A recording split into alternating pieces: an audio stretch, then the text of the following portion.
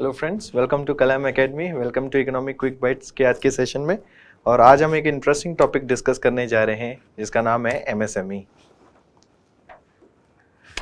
तो जो एमएसएमई का आज हमारा टॉपिक है, इसको शुरू करने से पहले हमें एक न्यूज़ देखते हैं। तो अभी रिसेंटली एक न्यूज़ आई थी, एमएसएमई डिजिटल इंडेक्स रिपोर्ट जो पहली बार प्रकाशित हुई थी निजी संस्था द्वारा, 2023 की ये रिपोर्ट है। इसके अंदर बोला गया था कि जो एमएसएमई है, इसमें जो डिजिटल जो एडॉप्शन है एमएसएमई में रिटेल ओनर्स के बीच में, अब डिजिटली एडॉप्ट करने वाले एमएसएमई जो ओनर्स हैं उनकी एज क्या है, 18 to 13 ईयर्स। और तकरीबन 71% एमएसएमई जो एंटरप्राइजेज हैं उन्होंने डिजिटल टेक्नोलॉजी को अपनाना शुरू कर दिया है। तो इसी न्यूज़ के साथ हम हमारे सिलेबस को जोड़ेंगे और हमारा जो टॉपिक रहेगा एमएसएमई का, हम इसकी शुरुआत करेंगे। तो एमएसएमई से आप देखेंगे अपने जो इंडियन इकोनॉमी का सिलेबस है, चाहे वो आरएएस का हो, आईएएस का हो, उसमें एमएसएमई सेक्टर को हमेशा पूछा जाता है। एमएसएमई सेक्टर होते क्या हैं, उनके डेफिनेशन क्या होती है, उनके चैलेंजेस क्या हैं, और गवर्नमेंट जो कदम टाइम पे जो कदम उठाती है एमएसएमई सेक्टर्स के प्रमोशन और डेवलपमेंट के लिए, उसको भी बार बार पूछा जाता है। तो इसी चीज़ों के बारे में आज हम एक चर्चा करने वाले हैं। तो सबसे पहले हम बात करेंगे micro, small and medium enterprises की डेफिनेशन की। तो micro, small and medium enterprises, आप नाम से ही समझ गए होंगे, ये ऐसी एंटरप्राइजेस होती है या ऐसी औद्योगिक इकाइयां होती हैं जो बहुत ही छोटी इकाइयां होती है, यानी कि ये होती हैं सूक्ष्म, लघु या मध्यम इकाइयां।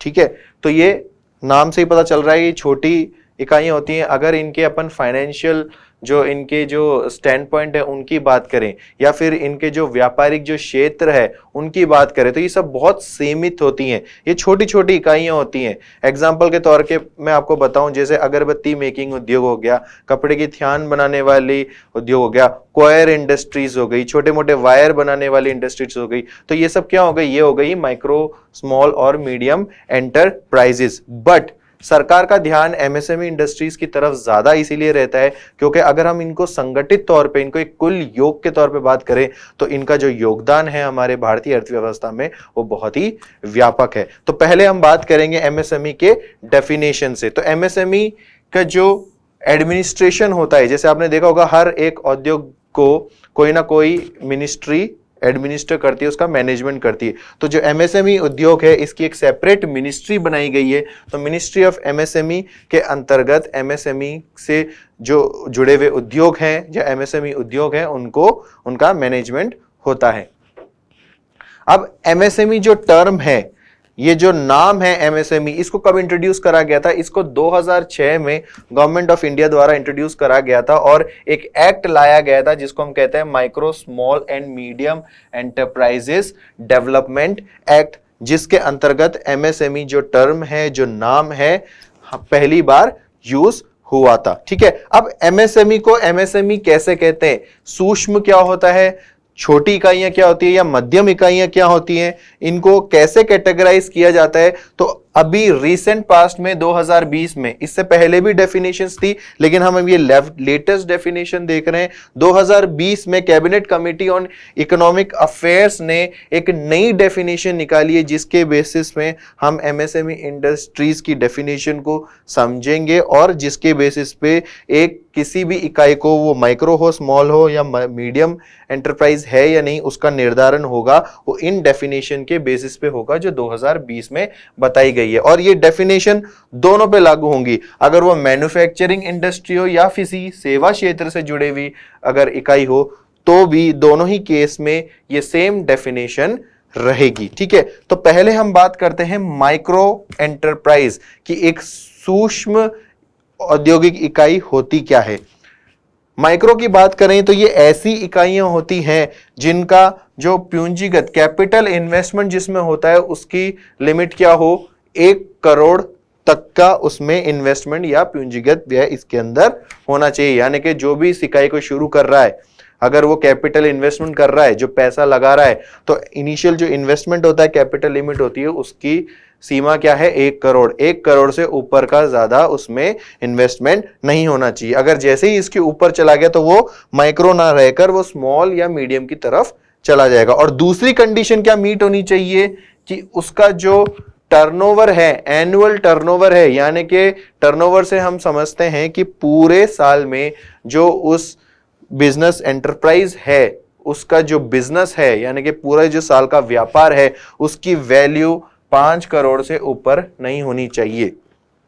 ठीक है। अब आप सोचोगे कि सर ये दो दो डेफिनेशन क्यों दे रखी है, क्यों हम जब कैपिटल लिमिट बता दी तो हम टर्नओवर लिमिट को क्यों देख रहे हैं?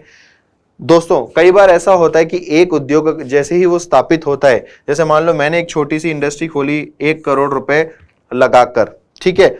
अब मान लो मेरा जो बिजनेस मॉडल था वो इतना इनोवेटिव था, इतना अच्छा था कि लोगों को पसंद आया और एकदम से मेरा कारोबार बहुत ज्यादा बढ़ गया और 1 करोड़ की पूंजी लगाने के बावजूद भी मेरा बिजनेस इतना बड़ा कि मैं साल में 200 करोड़ का बिजनेस या व्यापार करने लग गया। ये सिर्फ एक उदाहरण के तौर पे बता रहा हूं।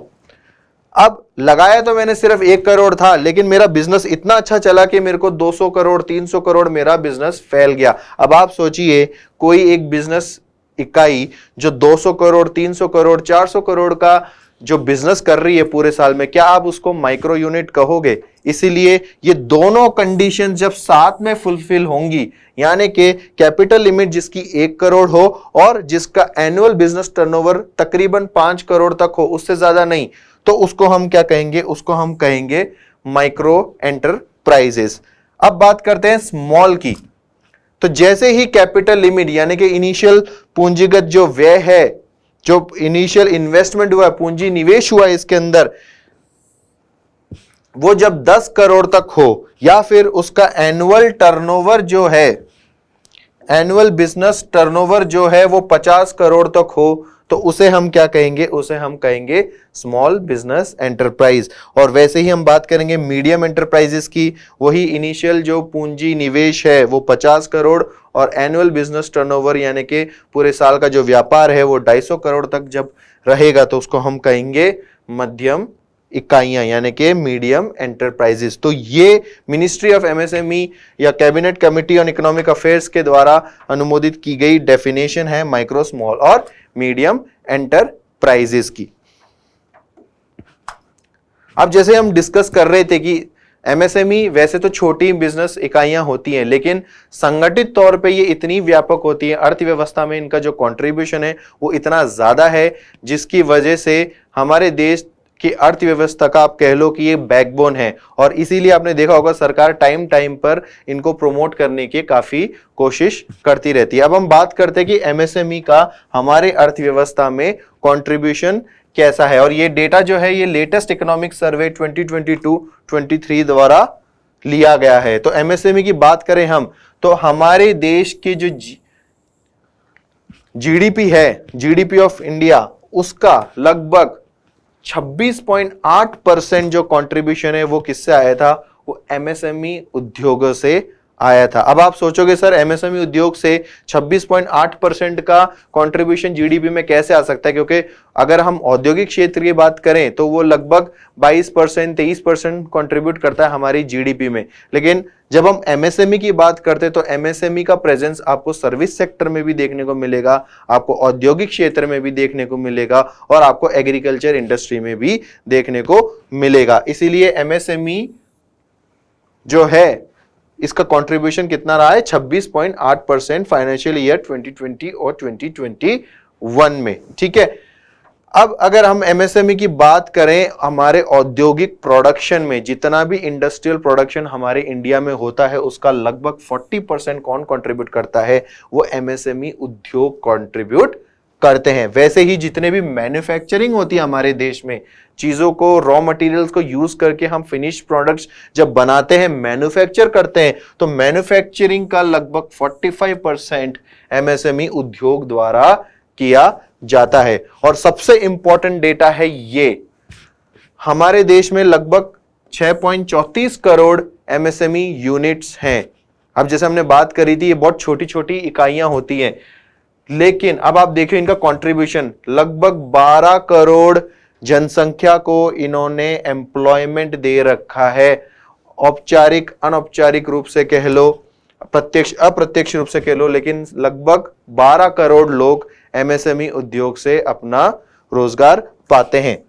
इसका मतलब क्या है, 40% ऑफ वर्कफोर्स इन इंडिया, यानी कि 40% हमारा जो वर्कफोर्स है इंडिया का वो किससे जुड़ा हुआ है, वो एमएसएमई उद्योग से जुड़ा हुआ है।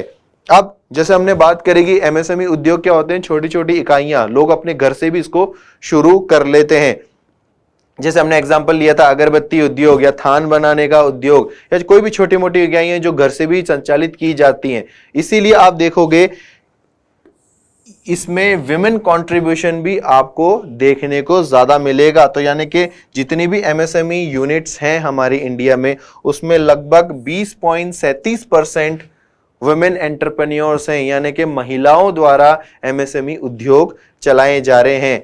और कम से कम आधी जो एमएसएमई यूनिट्स हैं वो क्या हैं, वो रूरल इन नेचर है, यानी कि ग्रामीण क्षेत्रों से उनको चलाया जा रहा है। तो अब आप देख सकते हैं कि एमएसएमई जो उद्योग है, एंटरप्राइजेस हैं, उनका कंट्रीब्यूशन हमारे इकोनॉमी में कितना व्यापक है। अब जैसे हम बात कर रहे थे role and importance of MSME की, एमएसएमई का क्या रोल है, क्या इंपॉर्टेंस है। सिलेबस में आपके स्ट्रेट अवे जो आरएएस के सिलेबस में दिया गया है वो दिया गया है challenges of MSME, role and importance of MSME. तो रोल और इंपॉर्टेंस में हमने बात करें तो हमने क्या बात करा था कि एमएसएमई क्योंकि छोटी इकाइयां हैं, घर से भी शुरू हो सकती हैं, तो आपको सबसे ज्यादा कहां देखने को मिलेगा, ये रूरल और बैकवर्ड एरियाज में देखने को मिलेगा। अब रूरल और बैकवर्ड एरियाज की शुरू से प्रॉब्लम क्या रही है कि रूरल और बैकवर्ड एरियाज में एग्रीकल्चर के अलावा जो दूसरे जो व्यापार हैं जहां से रोजगार सृजित किया जा सकता है वो देखने को बहुत कम मिलेगा। तो एमएसएमई को प्रोत्साहन देने से क्या फायदा होगा, इंडस्ट्रियलाइजेशन यानी कि रूरल और बैकवर्ड एरियाज में भी औद्योगिकरण को बढ़ावा मिलेगा, जिससे वहां पे एग्रीकल्चर के अलावा रोजगार उत्सर्जन करने के और व्यायाम और क्षेत्र उत्पन्न होंगे। ठीक है, vocal to local, local to global. पहले वोकल टू लोकल यानी कि कोई भी चीज हम बनाएं वो लोकली बनाएं और उससे लोकली बनाने के बाद बाहर उसको एक्सपोर्ट करें। तो ये आजकल हमारे गवर्नमेंट का जो है ऑब्जेक्टिव रहता है कि वोकल टू लोकल और लोकल टू ग्लोबल। अब आप देखोगे अगर एमएसएमई एक्सपोर्ट्स की बात करें, 33,000 एमएसएमई ऐसे हैं जिन्होंने एज एन एक्सपोर्टर भी अपने आप को रजिस्टर कर रखा है और एक्सपोर्ट में इनका कंट्रीब्यूशन बहुत ही ज्यादा है। इससे फायदा क्या होता है, अगर जितने ज्यादा एमएसएमई एक्सपोर्टर्स होंगे यानी कि उतनी ज्यादा तरह की संसाधन जो विदेशों में जो एक्सपोर्ट के लायक हैं वो बनेंगी, यानी कि जो हम इंडिजिनसली प्रोडक्शन करते हैं यानी कि जिस भी तरह की गुड्स बनाती हैं तो वो क्या होगा, वो डाइवर्स रेंज ऑफ प्रोडक्ट्स हम बनाने लगेंगे और साथ में क्या होगा, वेरियस सर्विसेज को भी इससे बढ़ावा मिलेगा, जिससे कि हम डोमेस्टिक और ग्लोबल मार्केट की डिमांड को फुलफिल कर सकें। ठीक है, एमएसएमई जैसे हमने पढ़ा लगभग 40% ऑफ वर्कफोर्स इन इंडिया जो है वो एमएसएमई के साथ एम्प्लॉयड हैं। तो एमएसएमई को बढ़ावा देने से क्या फायदा होगा, ज्यादा से ज्यादा एम्प्लॉयमेंट अपॉर्चुनिटीज क्रिएट होंगी और क्या होगा, एमएसएमई क्योंकि छोटी इकाइयां हैं, बहुत ही कम इनिशियल निवेश के साथ इनको शुरू किया जा सकता है, तो कंपैरेटिवली जो इनकी कैपिटल कॉस्ट है वो भी कम रहती है और इजीली ये बन भी जाती हैं और इससे क्या होता है, ज्यादा से ज्यादा लोगों को एम्प्लॉयमेंट मिलेगा। और एमएसएमईज जो होते हैं इनका जो कंट्रीब्यूशन होता है वो इकोनॉमी में बहुत ज्यादा होता है। ये एंटरप्रेन्योरशिप एक्टिविटीज को बढ़ावा देते हैं क्योंकि छोटी छोटी इकाइयां हैं। आज अगर मेरे पास कोई इनोवेटिव आइडिया है तो मैं अपनी एक छोटी सी इकाई खोल के अपना खुद का बिजनेस सेटअप कर सकता हूं। तो इससे क्या होगा, इससे स्टार्टअप्स ज्यादा बढ़ेंगे हमारे देश में, एंटरप्रेन्योरशिप की जो अवधारणा है वो ज्यादा प्रमोट होगी, लोग खुद का बिजनेस खोलेंगे, ज्यादा से ज्यादा बिजनेस स्टार्टअप्स खुलेंगे इंडिया में, तो क्या होगा, एम्प्लॉयमेंट अपॉर्चुनिटीज बढ़ेंगी। तो इससे क्या होगा, इंडस्ट्रियल इनोवेशन बढ़ेगा, स्टार्टअप्स को प्रमोशन मिलेगा, लोकलाइजेशन ऑफ प्रोडक्शन होगा। इंडिया में जो हमारे गवर्नमेंट की आजकल जो एम है वो क्या है, चाइना प्लस वन पॉलिसी जो चल रही है, मेक इन इंडिया इनिशिएटिव चल रहा है, स्टार्टअप चल रहा है, स्टैंड अप इंडिया चल रहा है, ये सब क्या है, इंडिया को भी एक ग्लोबल मैन्युफैक्चरिंग हब बनाना। तो जो मेक इन इंडिया इनिशिएटिव की जो अवधारणा है उसको फुलफिल करने में भी एमएसएमई का बहुत ही इंपॉर्टेंट योगदान और हेल्प रहती है। तो ये सारे कुछ रोल्स और इंपॉर्टेंस हैं एमएसएमई के। अब क्योंकि कोई भी क्षेत्र हो, चाहे वो सेवा क्षेत्र हो, औद्योगिक क्षेत्र हो, चैलेंजेस भी साथ में रहते हैं। अर्थव्यवस्था में ऑपरेट करते हैं तो अलग अलग तरह के चैलेंजेस फेस करने को मिलते हैं। तो एमएसएमई सेक्टर भी चैलेंजेस से दूर नहीं है। एमएसएमई सेक्टर को भी बहुत सारे चैलेंजेस झेलने पड़ते हैं। तो पहला जो चैलेंज है एमएसएमई सेक्टर का, अब हम फर्स्ट और सेकंड पॉइंट को सीधे रिलेट करेंगे थर्ड पॉइंट से, ठीक है। अब एमएसएमई, क्योंकि जैसे हमने पढ़ा कि छोटी छोटी इकाइयां होती हैं, घर से लोग स्टार्ट कर देते हैं अपना बिजनेस, ठीक है, कोई भी छोटी मोटी इंडस्ट्री हो गई, तो ये क्या होते हैं, ये औपचारिक तौर पे अपने आप को रजिस्टर नहीं करते। तो आप देखोगे एमएसएमई यूनिट्स में आपको सबसे ज्यादा नॉन रजिस्ट्रेशन देखने को मिलेगा, यानी कि ये फॉर्मली अपने आप को रजिस्टर नहीं करते, इनका जीएसटी नंबर नहीं होता, इनका टिन नंबर नहीं होता। तो फॉर्मल इंफॉर्मेशन ऐसे उद्योगों की नहीं होती, जिस वजह से क्या होता है कि इनको टाइमली क्रेडिट नहीं मिल पाता। यानी कि अगर इनको अपने आप को कुछ निवेश करना है, अपने उद्योग को बढ़ाना है, तो इंस्टीट्यूशनल फाइनेंस नहीं मिल पाता। और आप देखोगे इकोनॉमिक सर्वे का डेटा है, सिर्फ 14% ऐसे एमएसएमई हैं जिनको फॉर्मल सोर्स ऑफ फाइनेंस से लोन मिलता है। क्योंकि हमने क्या पढ़ा, इनके कोई इंफॉर्मेशन एट टाइम्स नहीं होती, रजिस्ट्रेशन नहीं होता प्रॉपर, इसीलिए इनकी इंफॉर्मेशन नहीं मिल पाती बैंकों को। और जिनकी इंफॉर्मेशन नहीं होती तो बैंक भी उनको लोन देने से कतराता है, क्योंकि अगर वो लोन देते हैं, क्योंकि छोटी छोटी इकाइयां हैं, गलती से अगर बंद हो गई तो क्या होगा, हाई नॉन परफॉर्मिंग असेट्स की जो प्रॉब्लम है वो बैंकों के लिए क्रिएट हो जाएगी। क्योंकि जैसे हमने पढ़ा कि नॉन रजिस्ट्रेशन है, और प्लस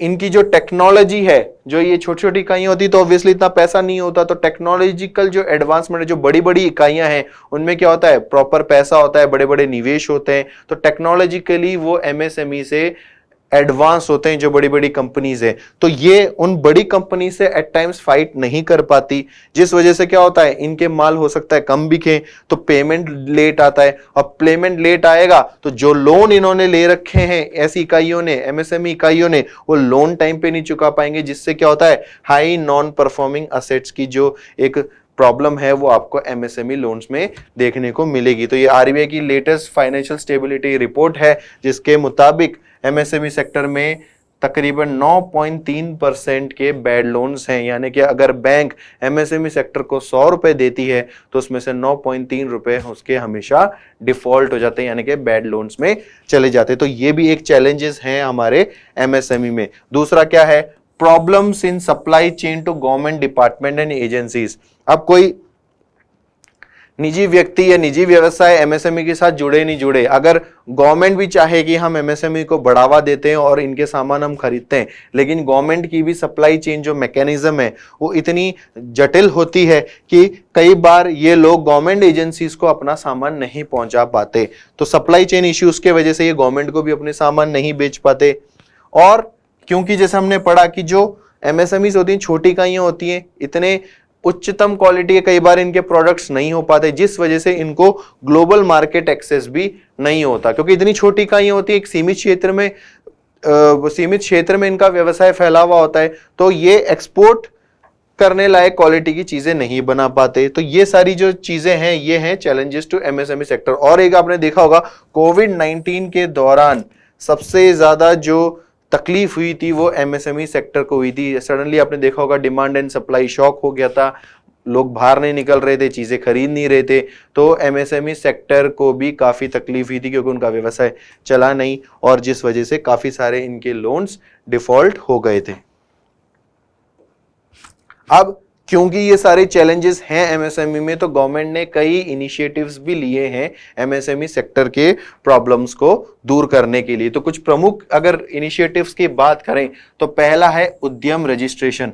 तो हमने एक चैलेंज पढ़ा था एमएसएमई का कि एमएसएमई ज्यादातर अनौपचारिक जो उद्योग होते हैं वैसी इकाइयां होती हैं, ये अपना फॉर्मल रजिस्ट्रेशन नहीं करते। तो सारे जितने भी उद्योग हैं वो फॉर्मली अपने आप को रजिस्टर करें, इसी मंशा से सरकार क्या लेके आई, उद्यम रजिस्ट्रेशन पोर्टल, जहां पर ईज ऑफ डूइंग बिजनेस को प्रमोट करते हुए गवर्नमेंट ऑफ इंडिया ने क्या एक पहल शुरू करी। इसके अंदर जो भी एमएसएमई जो उद्योग हैं उनको क्या बोला गया कि आराम से आप जाके ऑनलाइन बिना किसी मुसीबत के, बिना कोई एक्स्ट्रा कॉस्ट दिए अपने उद्योग को या अपने इकाई को रजिस्टर कर सकते हो सरकार के साथ। तो इसमें आपको कोई भी किसी भी तरह की डॉक्यूमेंटेशन की भी जरूरत नहीं होती और आप इजीली अपने जो अपना बिजनेस है, बिजनेस यूनिट है, आप उसको उद्यम पोर्टल के माध्यम से रजिस्टर कर सकते हो। अब रजिस्टर करने से फायदा क्या होगा? रजिस्टर करते ही सरकार के पास उसकी इंफॉर्मेशन चली जाएगी। सरकार उस एमएसएमई इकाई को जीएसटी पोर्टल के साथ या जिस भी तरीके की जो नेसेसरी रजिस्ट्रेशन है उसमें जोड़ सकती है, जिससे कि उनको ऐसे एमएसएमई यूनिट्स को भी आगे जाके लोन लेना और व्यापार करने में बहुत आसानी होगी और सरकार भी उनको बढ़ावा देगी, जिससे कि वो भी अपने जो बिजनेस है उनको बढ़ा सकें और एक क्षेत्र से दूसरे क्षेत्र तक या अंतर्राष्ट्रीय स्तर तक ले जा सके। तो उद्यम रजिस्ट्रेशन पोर्टल लाया गया था। अब अगर आप देखें राजस्थान इकोनॉमिक सर्वे, जो रिसेंट इकोनॉमिक रिव्यू है हमारे राजस्थान का 2022-2023, इसमें भी देखा जाए तो हमारे राजस्थान के भी तकरीबन 3,11,000 एमएसएमई यूनिट्स हैं जो उद्यम रजिस्ट्रेशन पोर्टल के साथ जुड़ चुकी हैं। और अगर हम बात करें तकरीबन 17.5 लाख लोग हैं जो इन इंडस्ट्रियल यूनिट्स के साथ यानी कि एमएसएमई यूनिट्स में राजस्थान में एम्प्लॉयड हैं। ठीक है, तो ये लेटेस्ट डेटा है हमारा इकोनॉमिक रिव्यू 2022-2023 के अनुसार।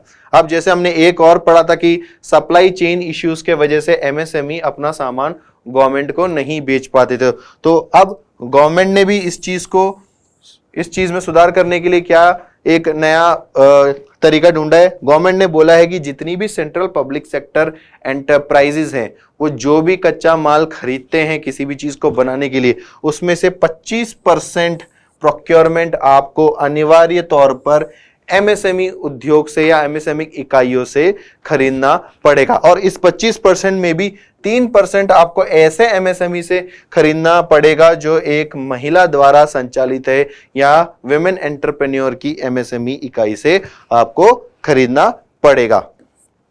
फिर हमने एक इश्यू पढ़ा था एमएसएमई में कि एमएसएमई क्योंकि फॉर्मली रजिस्टर्ड नहीं होते, बहुत छोटी छोटी इकाइयां होती हैं जिनका कोई एक फाइनेंशियल बैकग्राउंड नहीं होता, फाइनेंशियल प्रोफाइल नहीं होता और बड़े उद्योगों की वजह से हमेशा खतरे में होते हैं। इनका उद्योग कभी भी बंद हो सकता है, डिमांड अक्सर कई बार कम होती है, जितनी जल्दी बनती है उतनी जल्दी क्लोज भी हो जाती है। तो इन सब वजह से इनको एक फॉर्मल इंस्टीट्यूशनल फाइनेंस अवेलेबल नहीं होता। तो इसके चलते भी सरकार ने कई कदम उठाए। सरकार ने credit guarantee scheme for micro and small enterprises चलाया, जिसके अंदर क्या होता है, कोलेटरल फ्री क्रेडिट दिया जाता है एमएसएमई इंस्टीट्यूशंस को। और किनके द्वारा? बैंकों द्वारा, एनबीएफसीज द्वारा। तो सरकार ने कहा है कि आप इनको लोन दें और आपके क्रेडिट की गारंटी हम देंगे कि अगर वो एमएसएमई इकाई अपने लोन चुकाने में असक्षम रहती है तो सरकार इसमें अपनी गारंटी दे रही है कि आप लोन बांटें और अगर डिफॉल्ट होता है तो उसकी गारंटी हमारी। तो इससे क्या होगा? इससे बैंक्स को भी जो एनपीए उनके जो लोन दिए थे, जो वो लोन देते हैं एमएसएमई यूनिट्स को, तो उस पर जो डर रहता है कि कहीं एनपीए ना हो जाए, तो बैंक का भी डर यहाँ पे खत्म हो जाएगा, क्योंकि यहाँ पे सोवरेन गारंटी यानी कि गवर्नमेंट की गारंटी मिल गई। और इससे क्या होगा? बैंक भी आगे ज्यादा से ज्यादा लोन एमएसएमई को बांटेंगे और इससे एमएसएमई और ज्यादा प्रमोट होगा और डेवलप होगा। ऐसे ही credit linked capital subsidy scheme भी आई थी। अब हमने पढ़ा था कि एमएसएमई में कई इश्यूज रहते हैं कि एक तो इंफॉर्मेशन एसिमेट्री है, फॉर्मल रजिस्ट्रेशन नहीं है और बड़े उद्योगों से अक्सर एमएसएमई compete नहीं कर पाती, क्योंकि एमएसएमई में इतनी टेक्नोलॉजिकल एडवांस चीजें नहीं होती, इनोवेशन नहीं होता, एडवांस मशीनें नहीं होती। तो एमएसएमई को भी टेक्नोलॉजिकल अपग्रेडेशन देने के लिए एक क्रेडिट लिंक कैपिटल स्कीम चलाया गया। इसके अंदर अगर एमएसएमई इकाइयां लोन लेती हैं ताकि वो कुछ नए प्लांट्स लगा सकें या टेक्नोलॉजिकली अपने आप को अपग्रेड कर सकें, तो ऐसे लोन्स में सरकार उनको कैपिटल सब्सिडी देगी। फिर छोटे छोटे जो औद्योगिक इकाइयां होती हैं, कई बार उनको अगर अपने आप को स्थापित करना है तो उनको एक इनिशियल निवेश पूंजी अमाउंट नहीं मिल पाता। तो सरकार ने 2015 से कौन सी योजना शुरू करी? प्रधानमंत्री मुद्रा योजना। तो इसके चलते सरकार 10 लाख तक का लोन देती है छोटे छोटे business, non corporate small business sectors को। अब कोरोना में जैसे हमने पढ़ा कि कोरोना में कोविड-19 में सबसे ज्यादा जो औद्योगिक क्षेत्र जो इकाइयां एंटरप्राइजेज जो सबसे ज्यादा हिट करी थी या सबसे ज्यादा खतरे में थी, वो कौन सा था? वो एमएसएमई सेक्टर था। तो सरकार ने भी अपने आत्मनिर्भर भारत अभियान के चलते तकरीबन 20,000 करोड़ तक का सबऑर्डिनेट डेब्ट दिया था या लोन के प्रावधान बनाए थे, जिससे कि एमएसएमई के स्ट्रेस एसेट्स को एक कुशन मिल सके। और जैसे कि हमने पढ़ा था, क्योंकि एमएसएमई छोटी इकाइयां होती है, कई बार बड़े उद्योगों से compete नहीं कर पाती, कई बार उनका पेमेंट लेट आता है जिस वजह से उनके लोन्स डिफॉल्ट हो जाते हैं। तो सरकार ने एक एमएसएमई समाधान पोर्टल स्टार्ट किया है, जिसके चलते अगर एमएसएमई इकाई का कोई पैसा कहीं अटका हुआ है तो यहाँ पे वो एप्लीकेशन फाइल कर सकते हैं और उनके जो भी डिलेड पेमेंट्स है वो तेजी से अब उनके अकाउंट में आ जाएगा। तो ये कुछ रीसेंट इनिशिएटिव्स हैं जो केंद्र सरकार द्वारा लिए गए हैं ताकि एमएसएमईज भी आगे बढ़ सकें। अब इसी में ही हमारे राजस्थान गवर्नमेंट की भी कुछ इनिशिएटिव्स हैं जो एग्जामों में बार बार पूछा जाता है। ये ओवरऑल औद्योगिक क्षेत्र और एमएसएमई दोनों ही पॉइंट ऑफ व्यू से आपका इंपॉर्टेंट है। अब राजस्थान ने भी अपने Rajasthan micro small and medium enterprises policy 2022 में निकाली है, जिसमें एमएसएमई को बढ़ावा देने के लिए काफी सारे प्रावधान है। अगर स्पेशली बात करें तो इसके अंदर बेनिफिट्स दिया गया है एससी, एसटी या फिर जो भी माइनॉरिटी ग्रुप है, अगर उनके द्वारा कोई एमएसएमई उद्योग स्थापित किया जाता है तो ऐसे उद्योगों को स्पेसिफिक प्रोविजंस के तौर पे उनको बढ़ावा दिया जाएगा। राजस्थान गवर्नमेंट ने हैंडीक्राफ्ट पॉलिसी भी निकाली है। जो हैंडीक्राफ्ट उद्योग है जो एमएसएमई के अंदर आते हैं, तो उनको बढ़ावा देने के लिए, उनको प्रोत्साहित करने के लिए हैंडीक्राफ्ट पॉलिसी भी 2022 में लाई गई है। वैसे ही Rajasthan investment promotion scheme RIPS 2022 आया है, जिसके अंदर अगर आप एमएसएमई यूनिट्स में इन्वेस्ट करते हो तो आपको कई तरह के बेनिफिट्स दिए जाते हैं, यानी कि निवेशकों को कई तरह के बेनिफिट्स दिए जाते हैं। अगर इसी कड़ी में हम बात करें, कुछ पीछे जाएं, तो राजस्थान फाइनेंस कॉरपोरेशन आया था 1955 में, और इसका भी ऑब्जेक्टिव शुरू में क्या था? ये फाइनेंशियल असिस्टेंस देती है एमएसएमई यूनिट्स को। ऐसे ही 2019 में राजस्थान सरकार एक्ट लेके आई थी, यानी कि इन्होंने पूरा एक्ट पास किया था माइक्रो स्मॉल और मीडियम एंटरप्राइजेस के फैसिलिटेशंस को, उनकी स्थापना में सुविधा करने के लिए और उनके संचालन को सुगम बनाने के लिए राजस्थान एक्ट भी लेकर आई थी 2019 में। अब सबसे इंपॉर्टेंट है मुख्यमंत्री लघु उद्योग प्रोत्साहन योजना। तो ये योजना आई थी आपकी शायद 2019 में। इसके अंदर आप अगर बैंक्स जो हैं एमएसएमई उद्योग को जब लोन देते हैं तो उसमें राजस्थान सरकार द्वारा क्या किया जाता है? इंटरेस्ट सब्सिडी दी जाती है। अब इसके प्रावधानों में, और ये जो योजना है इससे रिलेटेड क्वेश्चन बार बार एग्जामों में पूछे गए। असिस्टेंट प्रोफेसर 2021 के एग्जाम में पूछा गया, आरएएस के पिछले एग्जामों में भी पूछा जा चुका है। तो इसके अंदर ये पूछा जाता है कि राजस्थान गवर्नमेंट कितने इंटरेस्ट सब्सिडी अलग अलग लोन्स पे देती है। तो मुख्यमंत्री लघु उद्योग प्रोत्साहन योजना के अंतर्गत अगर कोई भी स्मॉल बिजनेस यूनिट 25 लाख तक का लोन लेती है तो उसको 8% इंटरेस्ट सब्सिडी दिया जाएगा। जैसे कि मान लीजिए अगर किसी बिजनेस यूनिट ने 10 लाख का लोन लिया और उस पे ब्याज दर था 10%, तो इसमें 8% तो सरकार वहन कर लेगी, और जो स्मॉल यूनिट है, स्मॉल बिजनेस यूनिट, उसको कितना देना पड़ेगा? बचे हुए 2% उसको पे करने पड़ जाएंगे। इसी तौर पे अगर आप देखें, अगर कोई भी बिजनेस यूनिट 5 करोड़ तक का लोन लेती है तो सरकार उस पर 6% इंटरेस्ट सब्सिडी देगी। उसी कड़ी में अगर 10 करोड़ तक का लोन लेती है कोई भी बिजनेस यूनिट तो सरकार 5% इंटरेस्ट सब्सिडी देगी। तो ये कुछ कदम हैं जो राजस्थान गवर्नमेंट ने भी उठाए हैं एमएसएमई को प्रमोट करने के लिए। तो आशा करता हूं आज की क्लास में आपको मजा आया होगा। आगे सेशन में हम फिर जुड़ेंगे आपके साथ और भी इंटरेस्टिंग टॉपिक्स के साथ। नमस्कार।